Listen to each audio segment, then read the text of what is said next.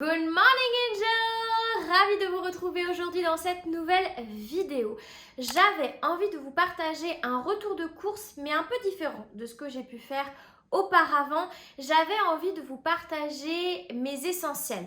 Vous savez, ce type d'aliments qu'on achète toutes les semaines parce que même si on mange varié, du moins moi j'estime que je suis quelqu'un qui mange varié. Toutes les semaines, je compose mes assiettes, mes repas de manière très différente et pourtant, mon panier se ressemble. Il y a vraiment des choses que j'ai toujours dans mes placards et pour moi, c'est essentiel de les avoir. Du coup, aujourd'hui, j'avais envie de vous partager 8 aliments que j'achète toutes les semaines. Vous savez, dans cette vidéo, je ne l'ai pas précisé, mais je ne vais pas vous montrer des aliments révolutionnaires. C'est vraiment l'alimentation saine, basique. Ici, c'est la vraie vie et ce sont mes valeurs, c'est ce que je prône en tout cas sur mes différents réseaux sociaux. Premier aliment, il s'agit des flocons d'avoine. Je vous l'avais dit, rien de révolutionnaire. Un aliment que vous connaissez très certainement et qui est très utilisé chez les sportifs. Pourquoi? Parce qu'il est riche en fibres. Les fibres, c'est vraiment l'allié pour une microbiote intestinale en bonne santé. Ça va vous permettre de faciliter la digestion et d'éviter la constipation. Et c'est également une source de protéines végétales très intéressante parce qu'on est sur une valeur nutritionnelle de 14 grammes pour 100 grammes, ce qui est vraiment pas mal. C'est ici donc un produit que je choisis bio et complet. Et pourquoi également je consomme les flocons d'avoine au-delà du fait que ce soit riche en fibres et en protéines? Aussi parce que c'est un aliment qui favorise la satiété, qui est très rassasiant. Donc j'adore le consommer notamment au petit déjeuner, mais ici en collation. Et surtout, vous pouvez le décliner à l'infini. Le classique porridge, ça je pense que vous le connaissez tous, mais moi j'aime aussi mettre 2 cuillères à soupe dans mes smoothies pour le rendre du coup plus rassasiant, plus consistant. Vous pouvez le mettre dans les cookies, dans votre muesli granola que vous faites pour le matin ou en collation. Vous pouvez très facilement le transformer en farine en mixant des flocons d'avoine pour diverses préparations. C'est vraiment un aliment que vous pouvez consommer à chaque repas tout au long de la journée. Alors bien sûr, à ne pas consommer en excès, c'est important de varier, vous savez, les différentes sources de glucides et d'apport, mais vraiment c'est quelque chose que vous pouvez décliner, un aliment que vous pouvez décliner à l'infini et c'est pour ça que c'est vraiment un de mes indispensables et que je l'achète toutes les semaines. Deuxième aliment que vous pouvez retrouver à coup sûr toutes les semaines dans mon panier sans exception, à vrai dire c'est deux catégories mais que je classe ensemble, il s'agit des fruits et des légumes. Je consomme toutes les semaines 2-3 fruits sûrs que j'achète vraiment toutes les semaines. Bien sûr, j'adapte que ce soit les fruits ou les légumes en fonction des saisons. Un de mes indispensables côté fruits, il s'agit de la pomme parce que à la maison, vous le savez maintenant, la compote c'est un hit. J'en fais à toutes les sauces, la compote. J'aime varier que ce soit la compote de pommes, la compote pomme cannelle, la compote pomme pruneau. Bref, c'est vraiment un hit. Attention, la compote de pommes, c'est génial, mais ça ne remplacera pas une consommation de fruits à croquer. Pourquoi? Tout simplement parce que pour réaliser une compote, on chauffe le fruit et du coup, on en perd les micronutriments. On les mixe également ou on les écrase et pareil, on en perd les fibres. Donc voilà, c'est vraiment pour compléter. Mais ça ne remplacera pas un fruit à croquer. J'aime d'ailleurs aussi avoir des pommes à croquer comme ça tout au long de la semaine. En ce moment, je suis dans ma grosse période banane et après, voilà, les fruits, ça varie. J'aime aussi en ce moment tout ce qui est fruits rouges surgelés parce que ce n'est pas la saison. C'est vrai que j'ai tendance à consommer pas mal de fruits et de légumes frais parce que j'aime aller au marché. Mais sachez que tout ce qui est légumes surgelés, c'est top parce que généralement lorsque c'est récolté et surgelé directement après, c'est ramassé en saison. On ne perd pas de nutriments, donc vraiment c'est quelque chose à consommer et à avoir dans ses placards. Il ne faut pas en avoir peur des légumes surgelés. Tout ce qui est légumes en conserve, ça peut faire l'affaire. Après, ce que je dis toujours, que ce soit comment légumes ou légumineuses en conserve, c'est pas mal, mais à bien rincer pour en retirer le sel, parfois le sucre de conservation. Par contre, les fruits en conserve, type fruits au sirop, ça, on évite. Hein. Et au niveau de tout ce qui est légumes, donc que ce soit frais ou surgelés, c'est vrai que j'ai tendance plus début de semaine à consommer frais et fin de semaine, lorsqu'il me reste plus grand chose à consommer surgelé, là on va dire que j'en achète au moins 5 légumes différents pour ma semaine, que ce soit aussi bien des légumes à cuire ou des légumes en crudité. Encore une fois, pour varier l'apport en nutriments et notamment en micronutriments, c'est important de consommer cru et cuit. Voilà, je ne vais pas vous faire un détail, mais bref. En tout cas, vous avez le deuxième essentiel de mon panier. Troisième aliment, il s'agit des œufs. La boîte est vide pour éviter toute catastrophe. J'ai l'impression de me répéter. Mais écoutez, mon alimentation n'est pas sensationnelle. On est sur l'alimentation de la vraie vie.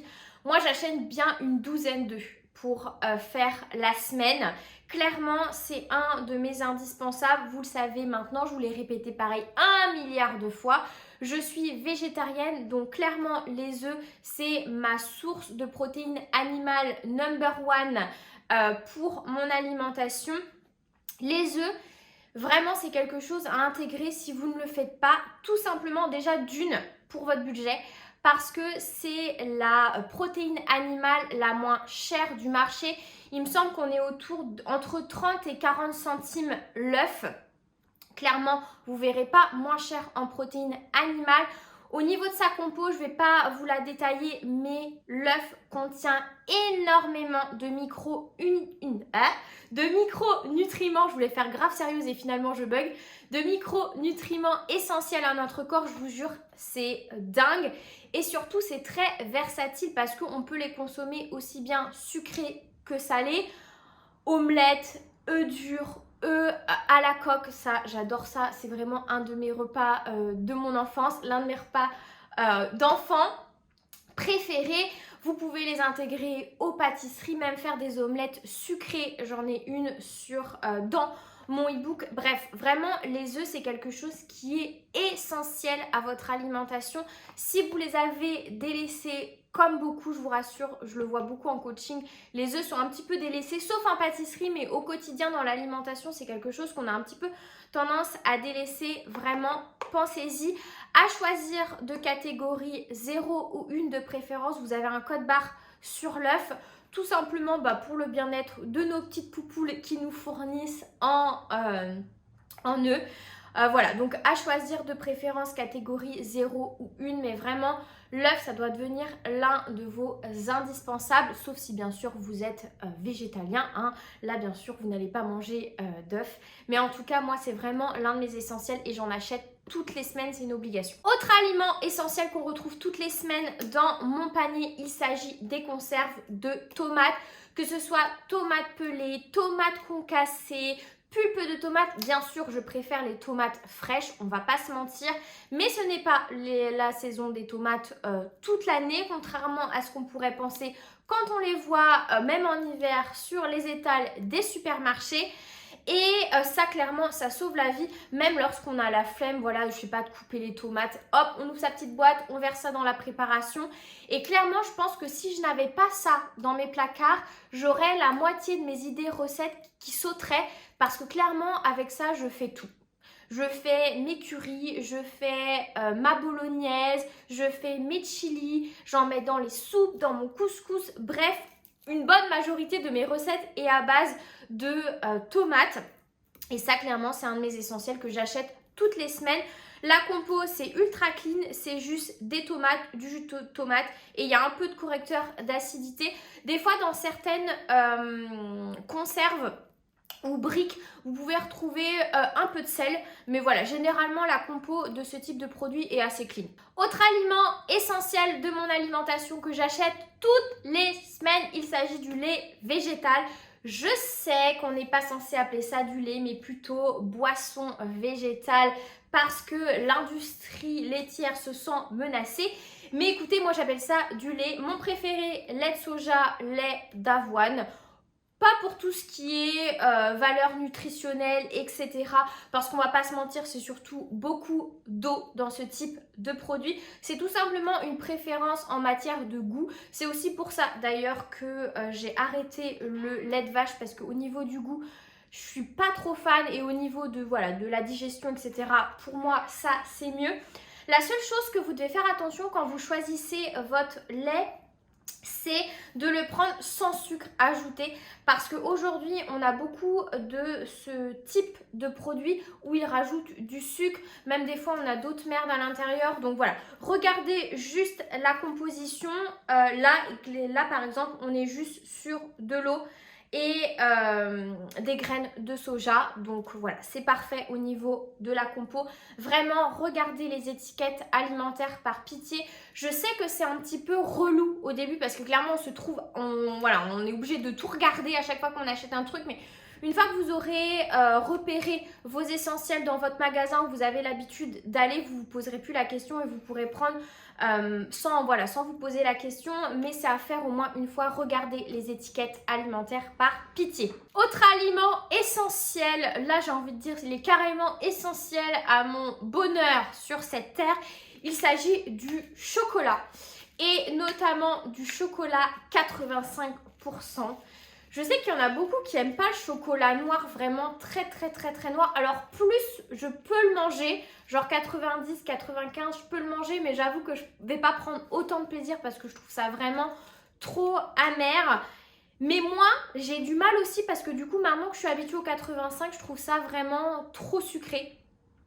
En tout cas, le chocolat, même si vous êtes en perte de poids, rééquilibrage alimentaire, c'est quelque chose que vous pouvez intégrer dans votre alimentation très facilement, sans aucun souci. Tout simplement parce que vous avez très peu de sucre à l'intérieur. Le chocolat est riche en magnésium. C'est un micronutriment qui est essentiel pour notre organisme. Donc écoutez, tant mieux. Il est réducteur de stress, etc. Le chocolat, de toute façon, il a plein de bienfaits. Donc il faut en consommer. Et vous pouvez facilement en consommer 2-3 carrés par jour du chocolat noir 85 sans aucun souci. Ce n'est absolument pas ce qui va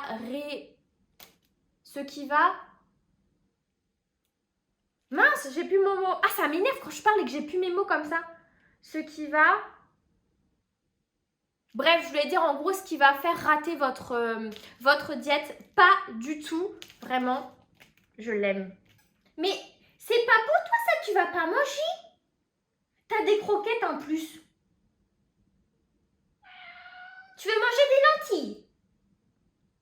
Bah non.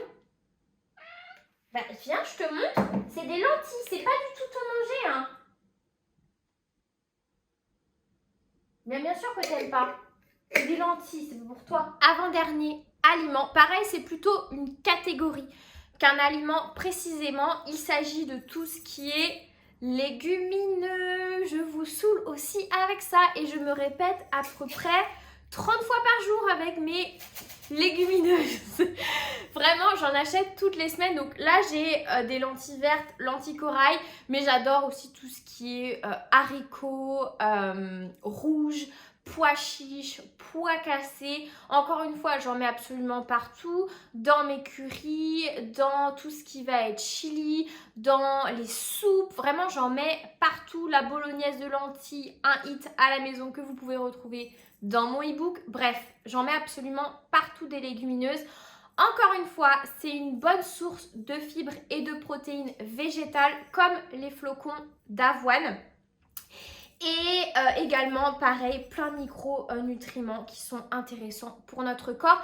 Et encore une fois, niveau rapport qualité-prix, au niveau de tout ce qui est inflation, c'est tellement très peu cher et c'est ultra rassasiant.